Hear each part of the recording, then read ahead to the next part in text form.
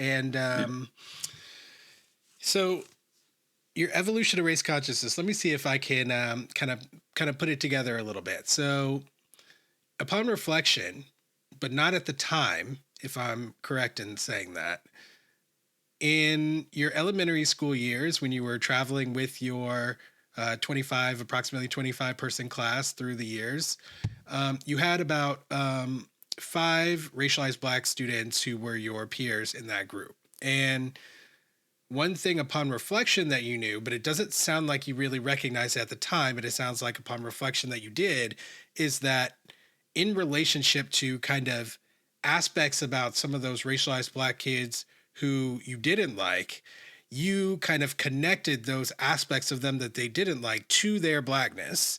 But then for some of the other racialized black kids, one you thought was pretty, one you thought was kind of cool, you know, and your friend and somebody you would get snacks from and play Nintendo with and stuff.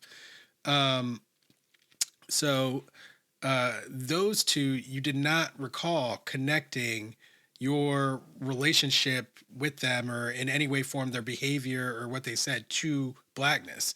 So it sounds like from an early age, unbeknownst to you, you had taken in some kind of racial framework and some kind of such that it manifested in that when something negative would happen with a black peer, that negativity and blackness were automatically connected in your mind, you know, even though you hadn't consciously even developed a understanding of racial hierarchy. Is that accurate to start there? Yeah.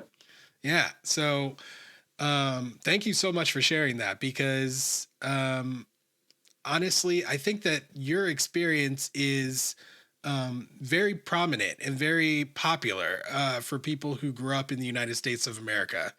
And that's one of the things that I'm trying to highlight with the conversations that I'm having and by asking people about their evolution of race consciousness. I always tell people, you know, like typically people end up getting that consciousness when they experience racism themselves or when they observe someone else experiencing racism. Now, yours was like a reflection here as like a grown man thinking back, but probably at the time you weren't able to do that kind of reflection and realize what was going on. But there was probably another moment. I'm sure we could drill down. We're probably not here, but and find out when you actually became aware of racial hierarchy. I don't think it's as recent as you may think. I'm sure we could go back and find a time when you became more aware of it. Too many things have happened, I feel like, between your third grade experience and now that you wouldn't know about racial hierarchy. Like you definitely like unconsciously knew about it at third grade. I would bet that you went into consciousness sometime before you graduated high school, but that is just my bet. So okay, you go Well, from yeah, go ahead. I do think that the thing about the band-aids and the baby dolls, it brought it conscious. Like I didn't think about it as a hierarchy, but that whiteness is normal and non-whiteness is something else. Yeah. Like So I didn't okay, make all right. I didn't So connect that one was better than the other or higher than the other, but one was given prominence and normalized and the other was absent. So yeah, there I mean, was a level of that. even if Yeah. you think of your vocab that you're using to describe how you thought about it, right? It still evokes supremacy, in my opinion. It's just like my personal opinion about that. Like normal, if you're othering something, right? Like it's a comparison, right? And then when you're comparing two things, you know, one is typically you're thinking of which one is greater or less, and so like, or you're trying to compare and contrast, but that's not really what's happening in that context. So like if one is normal and the other is other, right, then you are saying something about other implicitly, I think. You know, whether you want to call that supremacy or not is like, I get that you can there's a gray area there, but in the race context, like there's no question that it was supremacy, right? In the like as demonstrated by the band-aids? No, as demonstrated by that and just generations long history of racism. But yes, like what I mean is that like we know for sure that um that white supremacy plays a role in those band-aids manifesting the way they do, right? We know that there's racial discrimination based on this hierarchy. We know that there are consequences to that. We can enumerate them. So all I'm saying is like we don't have to wonder about that at this point, even though a lot of people do. And that's all. That's all I meant. You know.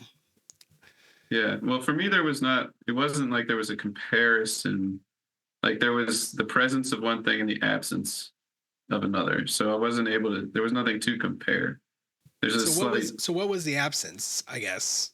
there were no band-aids that were colored to match black skin. Like Right. Right. Right. they Right. Right. didn't exist. Yes. Okay. So I understand you're talking about the band-aids. Okay, got it. Yeah. So no, I totally understand why that would make you be like, huh, as a catalyst for thinking critically about the subject of race and being like, wait a minute, what does that mean? And why is that the case? Um, But I didn't even like, I guess it intrinsically kind of made, given the history of the country, because I had learned about the history of slavery and racism at this point, civil rights and all that. Um, and so it wasn't when I was made aware that black band-aids don't exist, it wasn't a surprise. What I became aware of is like, oh, black people must like be having experiences that I wasn't thinking about before. That's what I became aware of. But I didn't become aware at that point of like there's a hierarchy. I guess I already knew that. That was kind of like yeah, I mean, I was about to say, like, if you learned about American slavery and that it was race based, then you definitely learned about racial hierarchy in some way, shape, or form. Like, but you did. But I like that you're saying this because what it helps people see is that even though you did learn about it, right, you didn't actually connect it to your own life. And to be honest, I didn't either. When I learned about it, when I learned about the civil rights movement, because I was taught that race is a thing of the past, that we've kind of gotten past all that, that we're living in a post-racial society. When I was growing up, that was all the rage to talk about. That was like the narrative, right? That like, oh, we finally moved past all of this, that we can move on into the future, And yeah, go ahead. it's to call it post-racial because we're still like saying that each other are races. So we're racializing everything. Like post-racist is what I was told. I mean, not using those words, but like history class in high school is presented like the civil rights movement happened and then racism was over. Exactly. And That's how it I presented didn't to me see too. it. Yeah, and I didn't see the kind of overt racism that was described that used to exist in my own life. So I was like, okay, sure, it is over. Me too. I was like, great. All right, sweet. So this stuff is over. I don't have to worry about this stuff. And that's kind of how I started going through my life. Of course,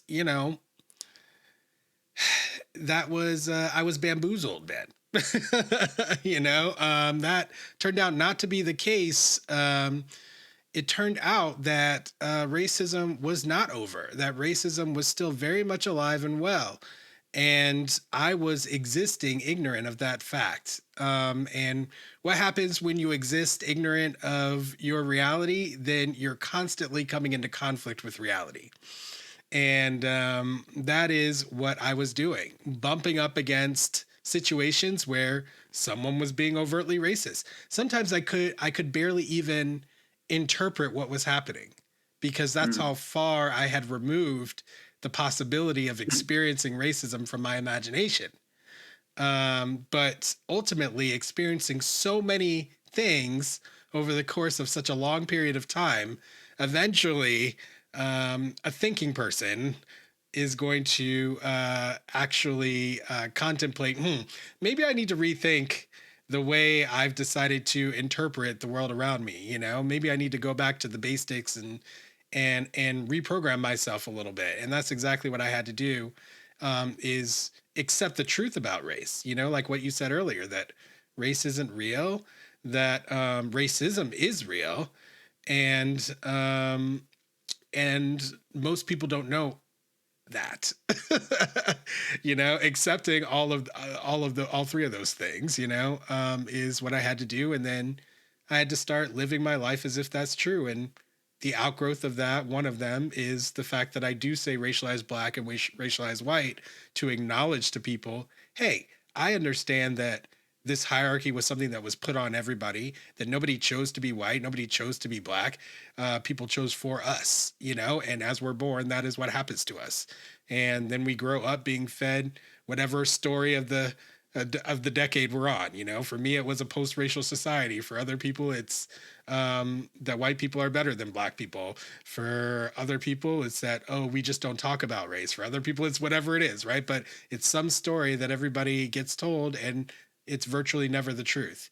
So recognizing that, giving people grace in my communications on the subject of race based on that truth is something that I've been working on over these years. And that's what brings you here having this conversation with me, Ben. So there's a little back at you for my evolution of race consciousness myself. I appreciate that. Yeah, no problem. Thanks for watching. For access to the full-length conversation and all of the 2-hour-long unedited conversations that I've had on race, click the support link in the description below. Thanks for your support, and see you next time.